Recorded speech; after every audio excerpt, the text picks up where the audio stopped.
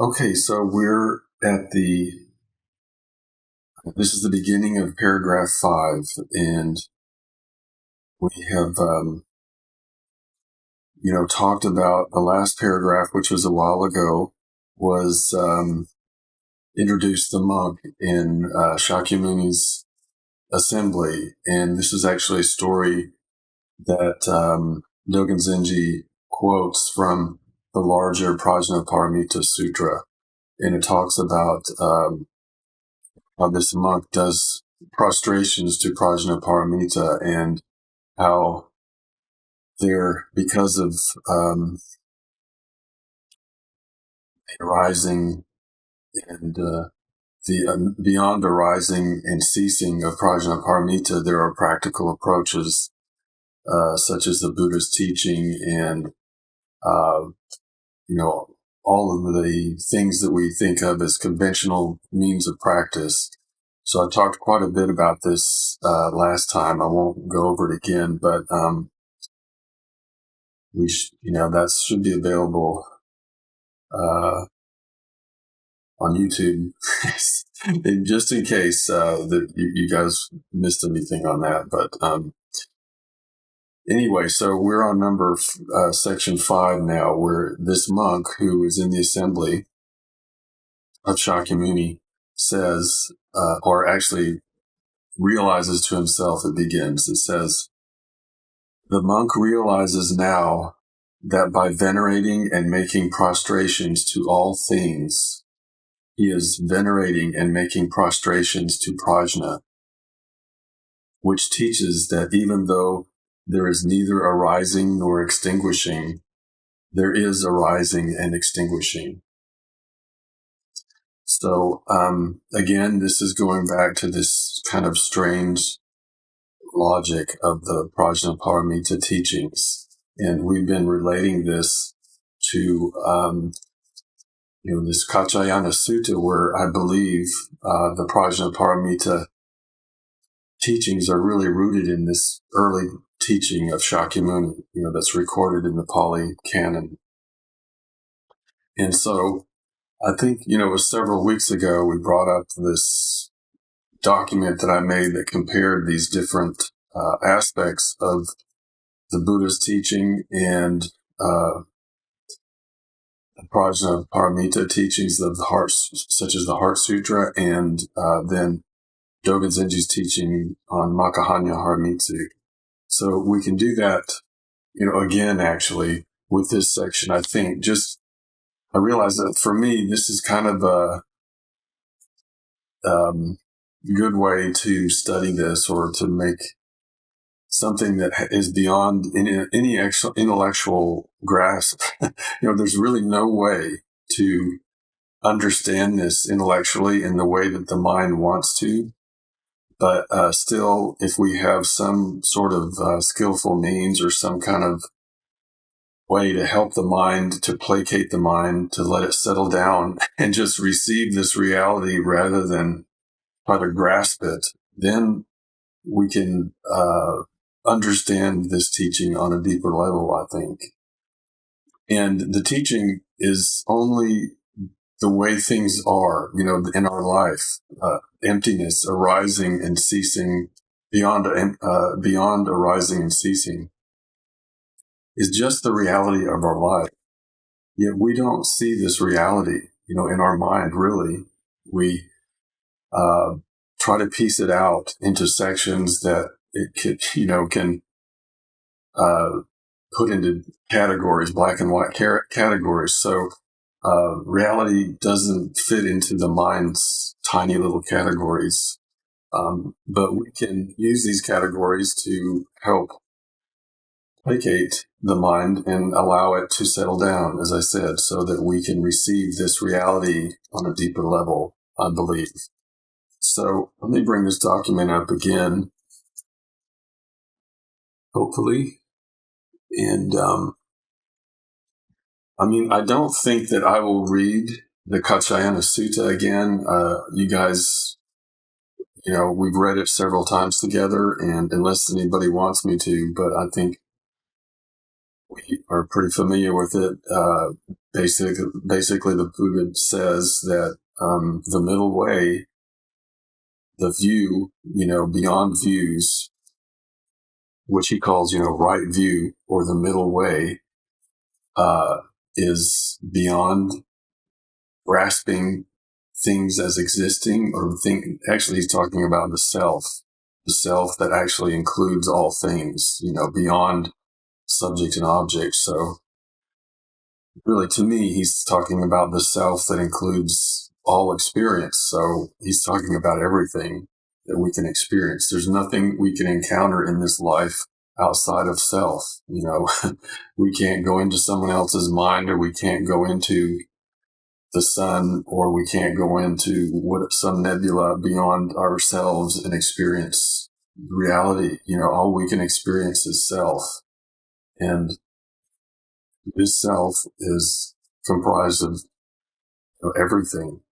But he doesn't say this, explicitly, but it's what's implicit in this teaching, I think. This simple teaching that he offered was that, with wisdom, with the highest wisdom, when we see the arising of things, we don't get caught in the view, the wrong or mistaken view that nothing exists, or that since everything is impermanent, nothing matters, or, so we see babies being arising and the next generation arising.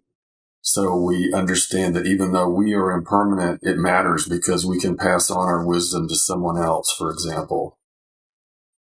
Even though we may not be around, there is arising, and there's cause and effect, and what we do matters for other generations is one of the implications here.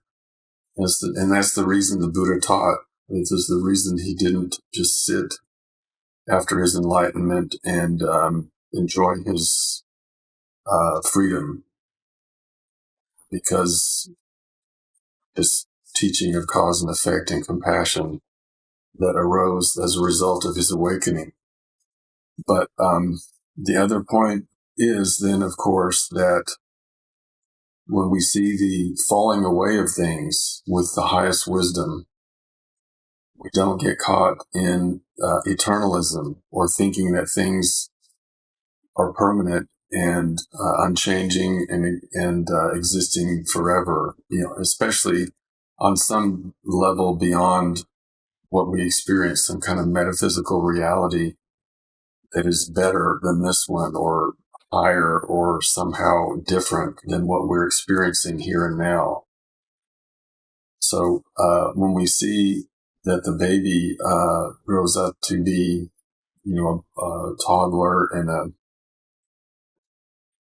young adult and so forth, and they pass away, we don't get caught in saying, well, the nature of that person or that baby was eternal and everlasting. And why is that important? Because that enables us to, first of all, grow and change because of impermanence, and then not judge that person because they might have made mistakes, or they might have done some unwholesome things. And it also allows us to awaken, and that we can say that person can learn and awaken because they have no essential unchanging nature. The whole reason that cause and effect works is because of impermanence. The whole reason that we're able to see this arising and passing away as beyond, good and evil, or eternal and permanent, is because of this interconnection, or this complete interpenetration between existence and non-existence. So anyway, it would have been actually probably shorter for me just to read it because I went on there. But basically the point is that when we see the arising of things, we don't get stuck in saying that nothing matters, nothing exists, the self doesn't exist. when we see the passing away of things, we don't get stuck in the view that there is some reality or God or truth that we must, outside of the self, that we have to bow down to or reach or limit our views. Reality is always changing and unfolding, and so we can adjust our view according to reality rather than a concept, an unchanging concept of what reality is. If we think we know what God is and we strive simply to get to that thing inside our mind, we're really outside of what God probably is, if we want to say God. Buddhists, we don't usually say that. We don't have to, of course, believe in some kind of a supreme being. But anyway, this highest wisdom that we see beyond impermanence and eternalism is Zazen. It's the rising and passing away of things as they are. And Zazen is nothing but, emptiness. It's nothing but here and now. And yet, unless we, practice Zazen, we really usually are outside of this reality of arising and passing away. We cling to one side or the other. So this is a very important piece of what he's saying in Makahanyaharamitsu, I think. And he keeps going from different views of existence and non-existence because that's reality is beyond either. But in general, Dogen Zenji, is offering a more positive way of expressing the Dharma in this piece as opposed to the Heart Sutra's kind of negative way that we think of. Although, it's not a negative teaching. It's not a negation. The Heart Sutra says the Bodhisattva relies on Prajnaparamita. That's the kind of positive offering that the Heart Sutra says we need to accord with or practice. And so Dogen Zenji is explaining, what this Prajnaparamita is. And he's saying it's exactly the things that, the Heart Sutra said we negate. So he's trying to explain this from, this kind of position beyond eternalism or beyond nihilism. So here's the document again. And this is basically a summary of what I've just said, in the Kaccayana Sutta, existence and the rising of the world, cause and effect, attainment, practical approaches, as it is stated in Makahanyaharamitsu. Then we have that's the arising of the world, as the Buddha said, the passing away of the world, this non-existence, impermanence, no attainment. That's the Heart Sutra's teaching that, if we cling to the Buddha's teaching, we make it something other than reality. If we say, this 12-fold chain is the ultimate truth. And, if we don't practice with this, or if we're outside of the way, completely, or if people don't believe in this, they're outside of the way. That's a problem because then we start judging other people and we start trying to accord with a concept of the 12-fold chain rather than with practice with what it really needs. The reality that it is expressing. We start connecting or attaching to an idea of what the reality is rather than the reality itself. So that's why the Heart Sutra said there is no 12-fold chain, because there of this danger. So This middle way, that our right view that the Kaccayana Sutta speaks of is Zazen here in this last column. So beyond attainment and non-attainment, practical approaches, then we can say there is a 12-fold chain. There is no 12-fold chain. The Buddha said there's a 12-fold chain. The Heart Sutra says there is no 12-fold chain. Therefore, there is a 12-fold chain. So this is what he's saying in this last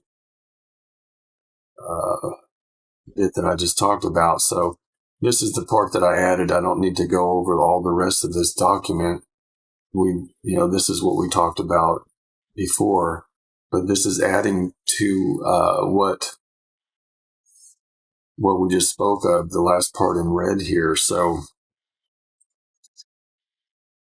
suffering, or what he's really talking about here, I think, or what the Heart Sutra is negating when it says there's no arising and perishing, is talking about this Dharma theory.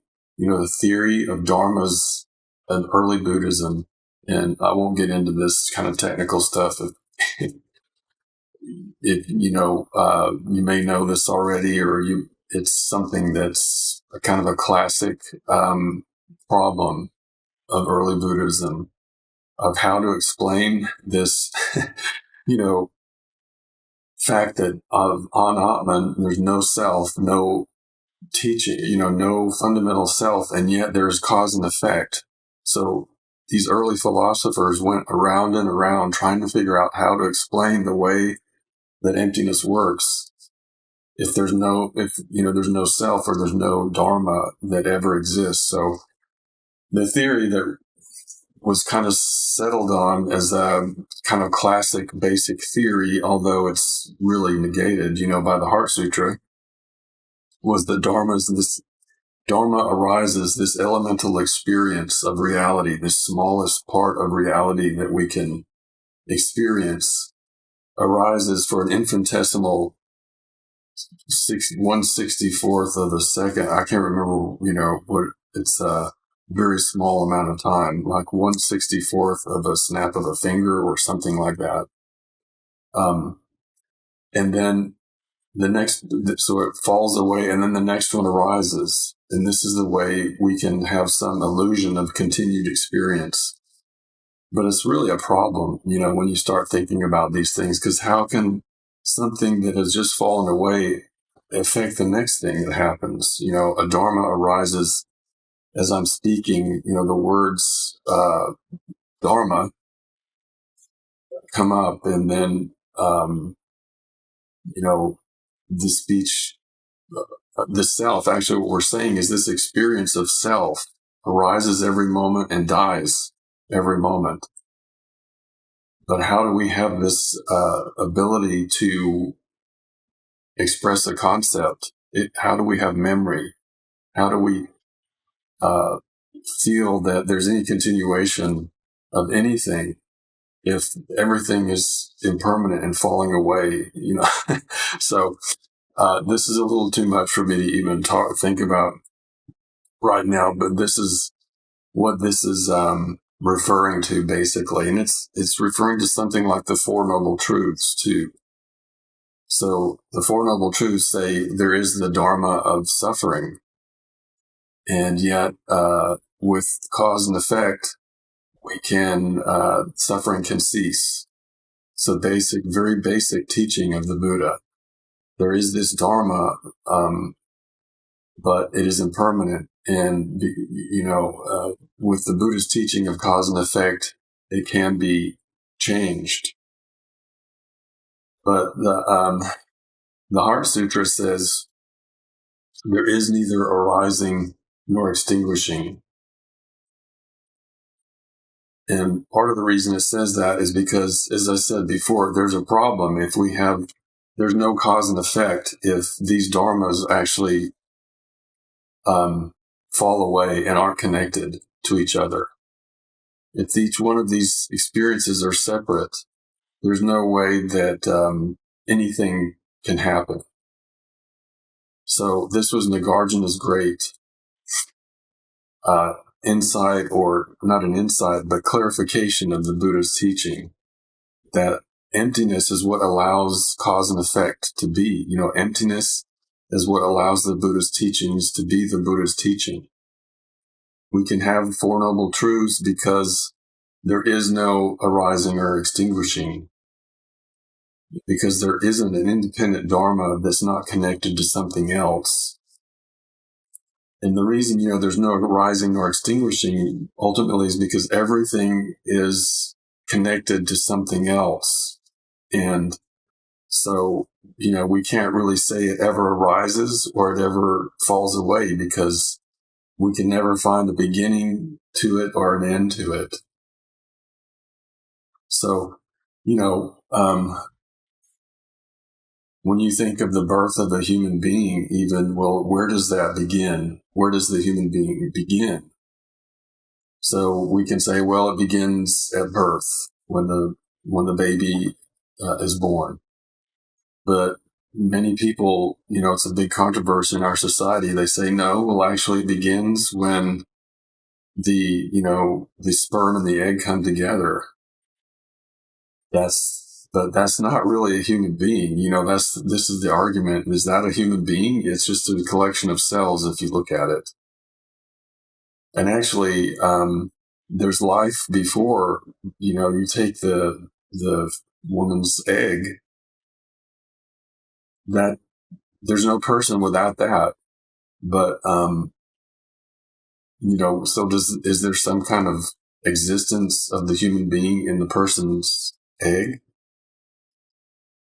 And of course, without the woman, there's no egg. And without the sun and the moon and the trees and the wind and the rain, there's no woman. There's no food.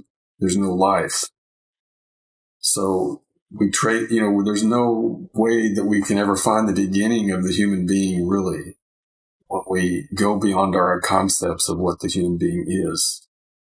But arbitrarily, we assign it a beginning at either birth or, whatever we say, or conception. But really, there's no beginning and there's no end. Once the person passes away, those elements become part of something else. They become part of the earth and part of whatever, part of everything. So there's no coming and going. This is what no coming and going means. It's like in physics, there's conservation of energy is somewhat similar to that, I think. There's no, energy can never be lost. It only changes form, but there's nothing ever really gained or lost. So anyway, and that reminds me, I want to connect this to difficult piece in Genjo Koan that often we are perplexed by. And, but it's, Genjo Koan and Makahanyaharamitsu are very much related. They were written very closely to each other in time. So this is the very end of Genjo Koan, and he says, when we make this path our own, our activity naturally becomes actualized reality, Genjo Koan. This path and this place, so Genjo Koan, this path and this place, this reality here and now manifested in practice. It has not existed before this moment, nor has it come into existence now. Therefore, the reality of all things is thus. It is, it is not a big or small, neither self nor others. Something can't be big unless you compare it to something small. But this reality that includes everything beyond concepts can't be big or small, because there's no way to compare anything. But the part that I'm really referring to here more is about time. This is why Dogen Zenji taught about time, um, and space and cause and effect so much, because it's very important. So um, it has not existed before this moment, nor has it come into existence now. So usually the mind thinks that it has to either have been in existence before now or not. Usually the mind thinks it's arising in this moment or it isn't. But from one perspective, the baby has always been here. The elements that go into making this person have always been here. We can find no beginning to the person, as I said, because it goes beyond the woman and the man, and it goes generations before them. If their grandparents hadn't lived, of course, neither would the baby. And yet, if we grasp that view, we make a mistake, of course, because it is arising in this moment as well, too, or it's beyond arising and perishing in this moment. Um, it is here in this moment, always changing. So it has not come into this moment because of the past, because we can never find the beginning. And yet it also is changing. It's different in every moment as well. So we can't say that it's always existed. The baby is a different baby in each moment. So we can't say this baby has always existed, because it's different than it was 5 minutes ago or 10 minutes or an hour or a year ago. So I'm a different person than I was as a baby. So the Shoryu that is here and now is completely new and fresh, and yet it hasn't not arisen in this moment. And yet I've always been here. This is the reality that's so difficult for us to understand of emptiness, that I, in some sense, am manifesting the eternal universal life in this moment by being something different in every moment. So this eternal reality is being manifested here and now by changing every moment. So we cannot understand this. It doesn't make any sense. And yet it's completely the way reality is. So that's why we use these kind of charts and strange teachings and poetic references and stuff to talk about something very simple and everyday, but boundlessly miraculous, and completely ungraspable by the mind. And so that's why we say, we can say there is arising and extinguishing, knowing this reality, that this arising and extinguishing is beyond uh, arising and extinguishing, So that's what he's saying. That's the reason that we can encounter this moment or this self as a manifestation of emptiness, rather than a manifestation of a permanent self or an impermanent self. It is just a manifestation of emptiness. Therefore, we can say there is arising and perishing and extinguishing. But when we say that, we realize that we're what we mean by that. It's important. That's what this Makahanyaharamitsu is saying, that we have to have these practical approaches in order to manifest Buddha's compassion. If we don't say there are sentient beings, there's no way for us to encounter them with compassion. There's no way for us to practice unless we say things exist. Um, so again, I think this is what Dogen Zenji means when he said form is just form and emptiness is just emptiness. When we say form, when we say sentient beings, we know that we're not saying we believe in the individual sentient beings. We don't have to say anything. We practice just with here and now what is arising. And when we practice with emptiness, that is the same thing we're doing in that moment. Um, when we make a prostration, we're just fully engaging in the form prostration, and that is empty. So we don't have to say they're equal. We just express it. And so that's what this, bowing to Prajnaparamita that this monk does is just expressing this reality of emptiness and beyond self and other. And, it's interesting in this piece that Dogen Zenji says that, let's see exactly what his wording is. The monk realizes now that by venerating and making prostrations to all things, he is venerating and making prostrations to prajna. So all things are prajna. And this prajna teaches that even though there is neither arising nor extinguishing, there is arising and extinguishing. So this reality is teaching us this reality of emptiness all of the time. We usually think of prajna as a wisdom that we gain or we learn. But,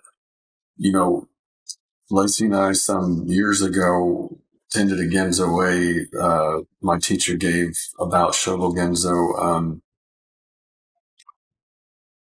expounding sutras, and I can't remember the Japanese name now. Maybe she can remember. Can't remember the Japanese. Can't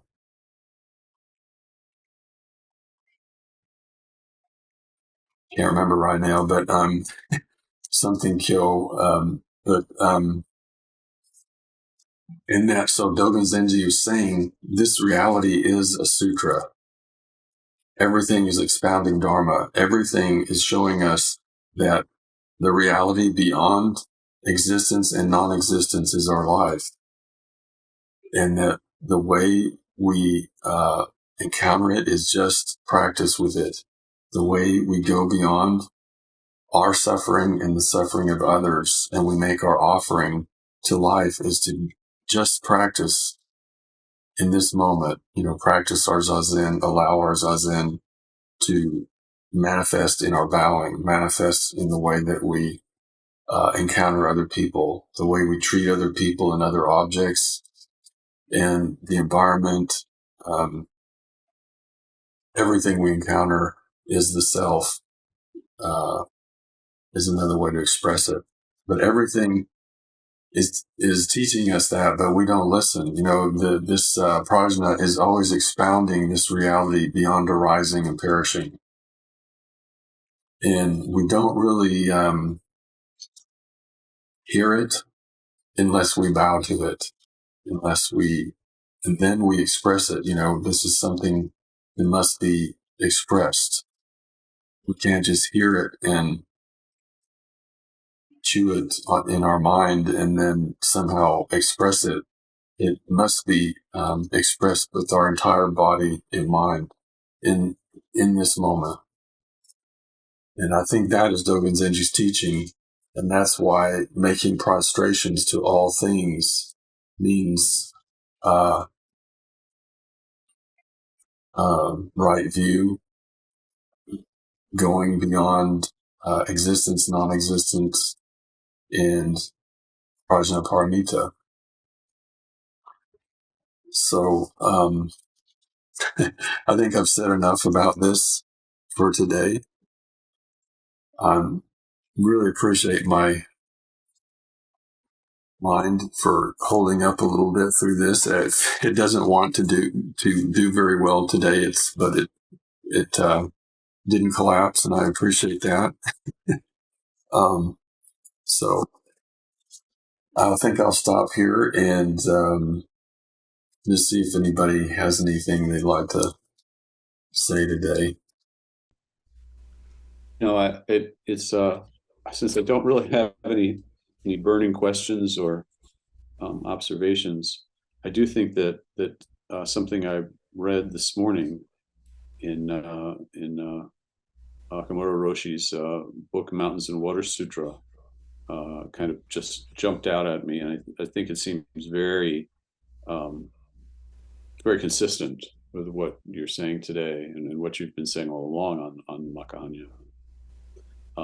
He says, "We are nothing." Oh, I can't read my writing now. That's great. We are nothing but the combination of billions of relationships. I just thought, wow, that really. I shared that with Kathleen, and she said, "Oh, yeah, that's good." Yeah. So, yeah, we are nothing but the combination of billions of relationships. Yeah. Yeah, thank you for that, Russ. I mean, it's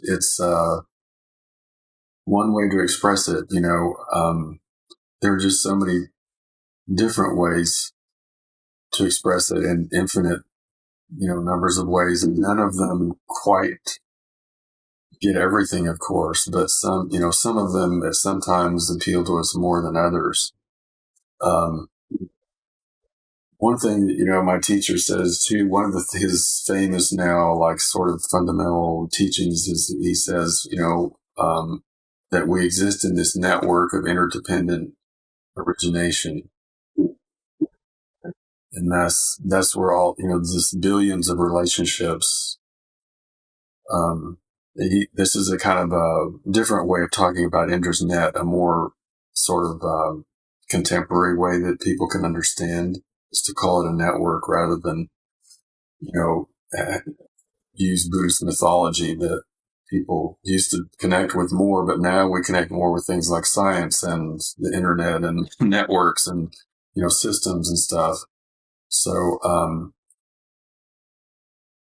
each, uh, you know, each, um, each juncture of the network is like this billions of relationships. And the thing is, of course, um, the whole thing is seamless. There's no opening. So, you can look at it as just one seamless unity. And in that unity, there's no relationship because everything is just itself. It doesn't, you can't have a relationship really with yourself. I mean, in a real way, in a concrete way. But when we look at it from the way that we're speaking about cause and effect, we have to say there are sentient beings. So we have to say there are billions of relationships. And another problem, I mean, I thought about his imagery a lot, or his metaphor or analogy or whatever. What can you really call human beings? Like, I think this word came to me, a nexus of responsibility. You can't really say it about things because we don't know if, things have a responsibility or not, but human beings in the human realm, we need to have responsibility. If we don't take responsibility, then there's no practice and there's no karma, there's no awakening. So, but it's only a nexus of relationships that we're seeing.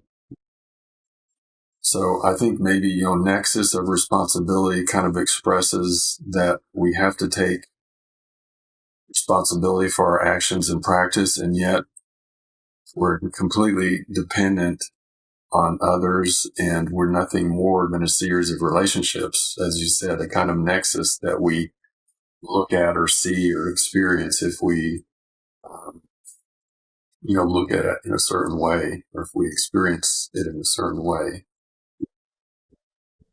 But you can't really say that about a dog, for example. Like, I don't know if my dog needs to take responsibility, but you see why now. I mean, maybe he does, but birds, responsibility is a human sentiment. So is relationship. I mean, probably birds don't think about relationship, or they don't think of Indra's net, or they don't need any of this. All of this is in the human realm of concepts, and yet humans need this. Otherwise we're lost. But we have to be careful that we don't think that this is really the reality.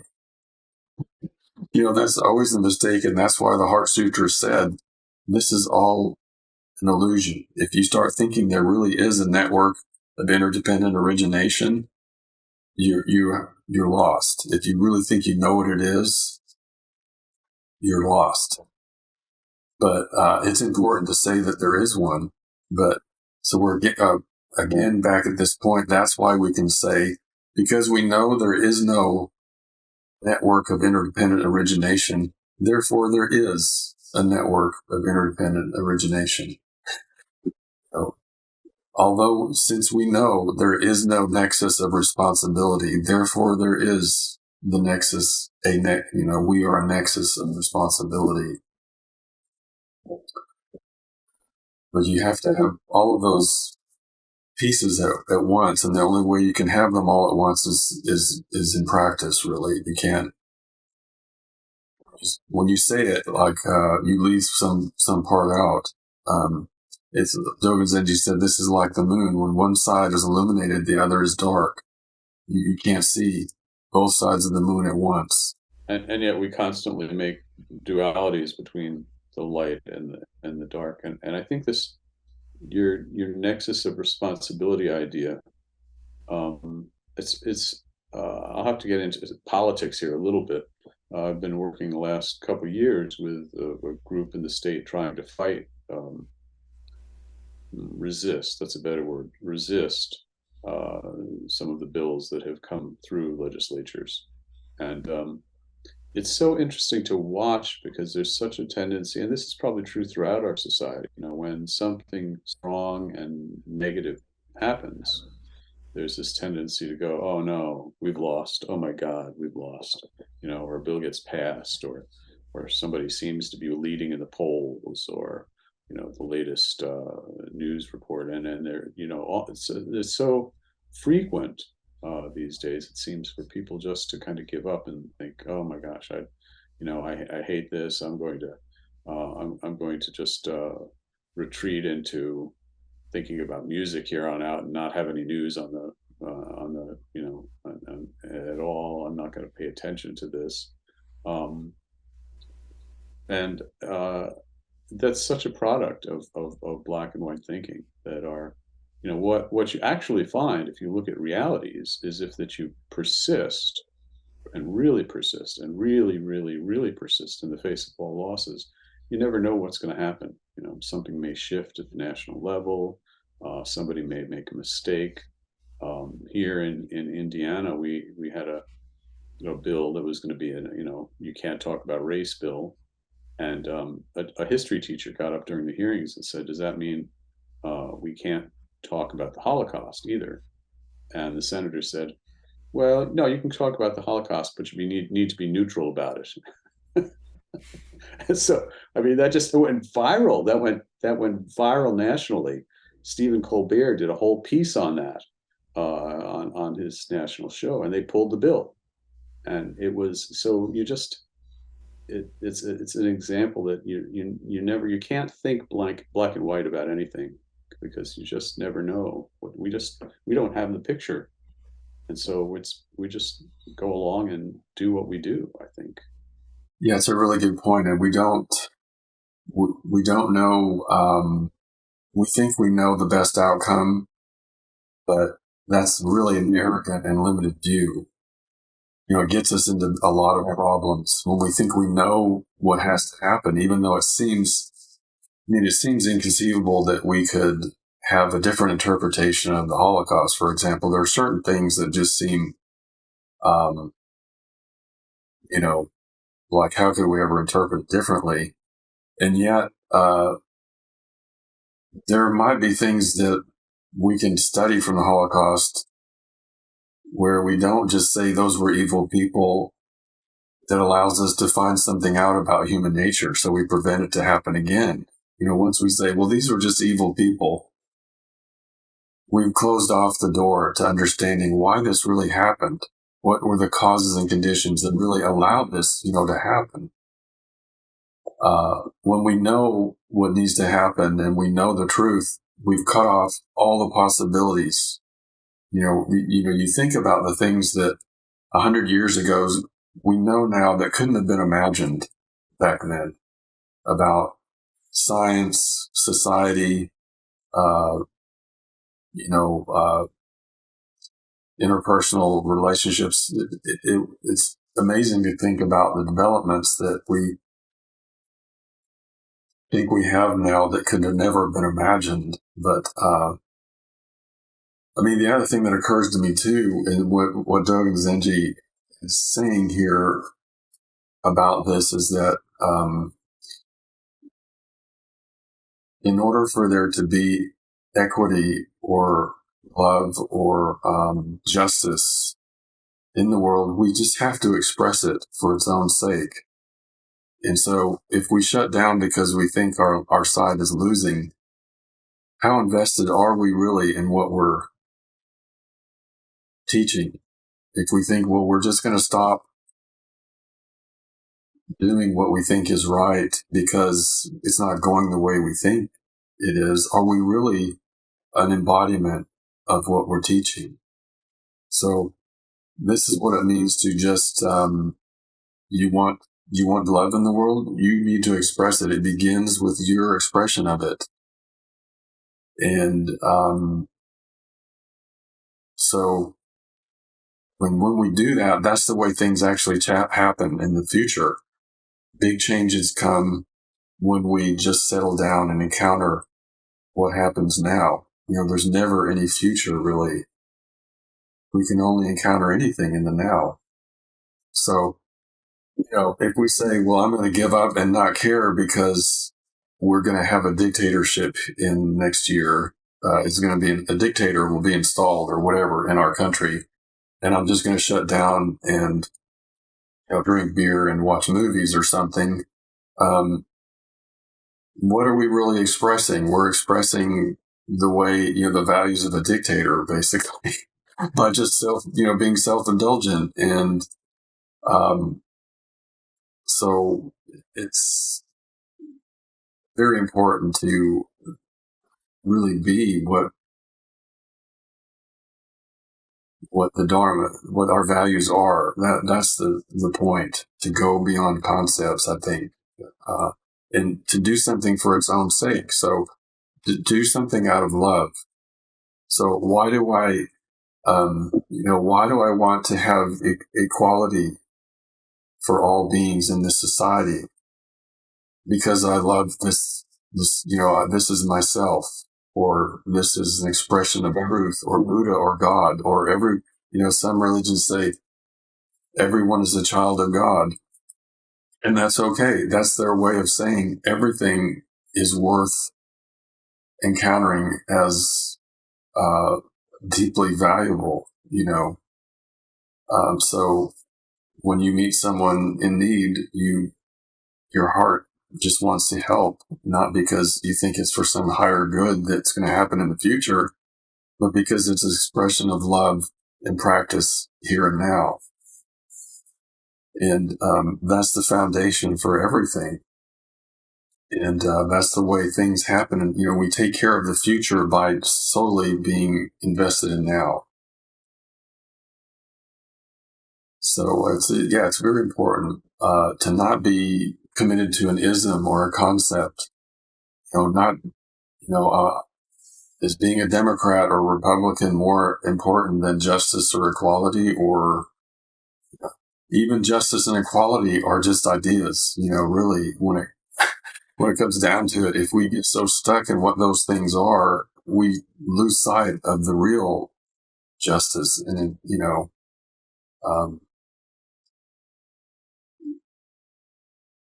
So it's a very good point, and that's to me why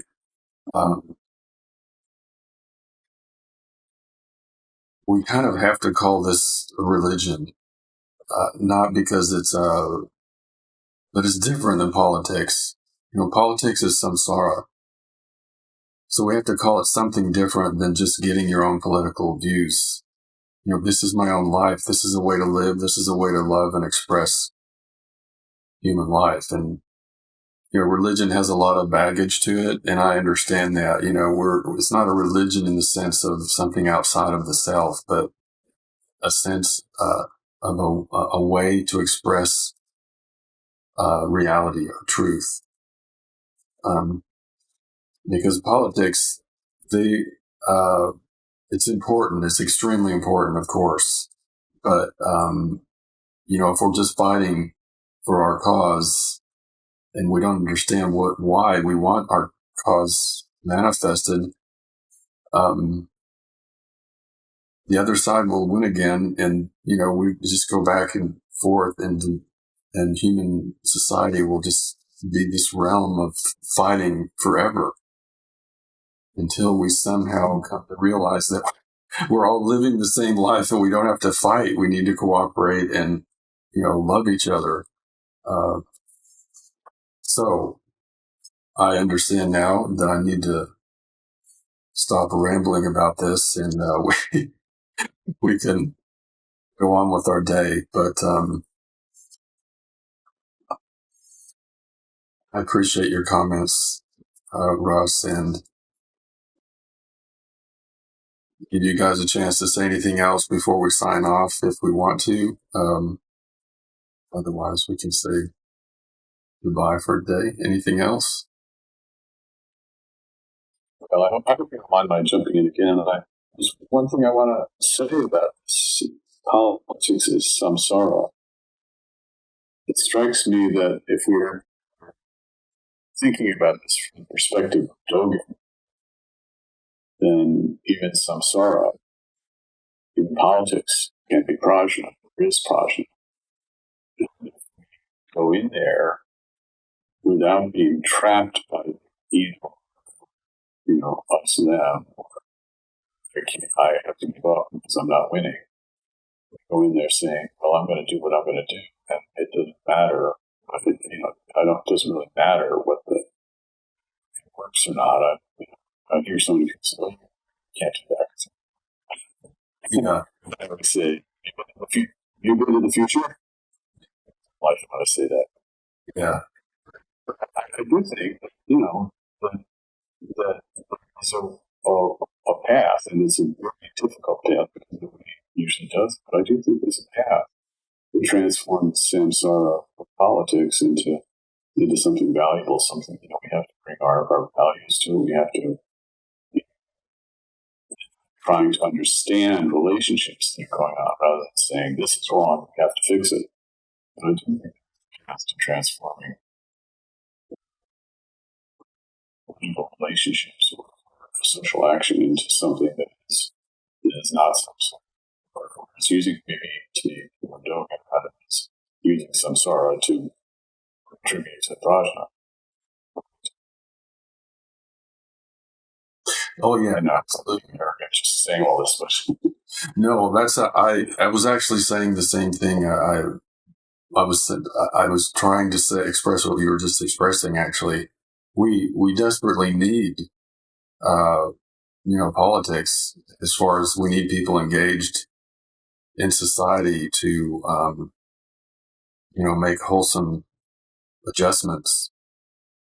That's absolutely true. So what I had meant to say was, when we engage in politics just as politics, like it's the same thing. We encounter sentient beings and we believe that they're sentient beings. But when we say, believe in sentient, we know there are no sentient beings, therefore there are sentient beings. So it's like saying politics or samsara. Politics don't really matter. They don't really exist. They're not reality. Therefore, we need politics. We understand. So it's the same thing. But if we think that we're really going to change the world for better by simply fighting and getting our cause, that is samsara. I'm talking about a very idealistic thing actually here. And that means that, uh, until people start understanding that we're living the same life, we're just going to keep going in this round of battling each other. That's one of the 6 realms, like, fighting spirits or the human realm or whatever. But there's a realm of the fighting devas or titans or whatever, where they're always outraged against the authority figures, and they're always trying to overthrow the devas, this other ruling realm of the heavenly realm. But these other asuras are always trying to overthrow the devas because they're political, you could say because of political righteousness, but even if they win, when they do win occasionally, they go back down into another realm. This is a trap. And that's what the Buddha meant by we need to leave this realm of samsara by,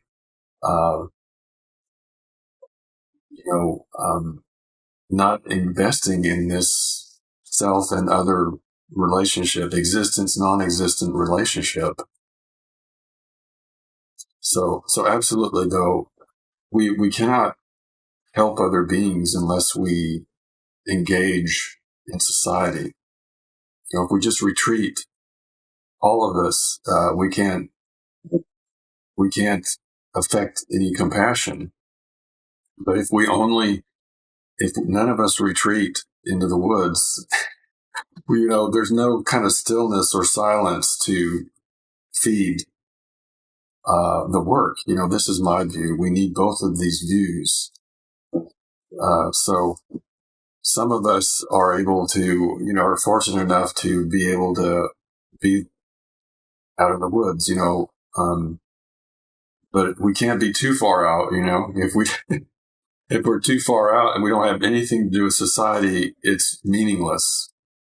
And then if somebody engaged in society doesn't have any connection with silence, they're in samsara. Yeah, danger. Yeah, they're just in the realm of fighting spirits. We were just listening to a podcast is about, this guy was saying last night that the kind of realm we have today is just, there's no discussion or persuasion. It's only motivating your base, getting your way, winning the battle is the point.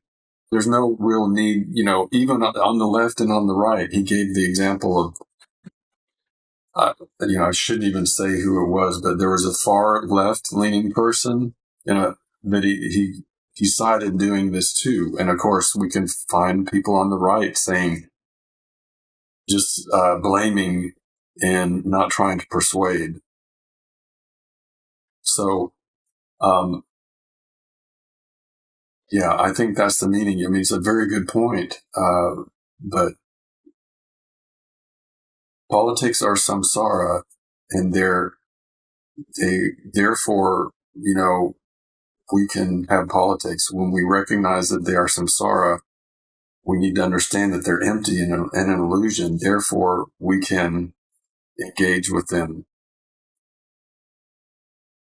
But if all we're doing is fighting to get our side in power, it's meaningless because it's impermanent and it won't last eventually. So look at the greatest empires throughout the world. None of them have ever lasted, and neither will this one. Okay, well, thank you very much. Enjoy the rest of your weekend. Hope to see everybody again very soon.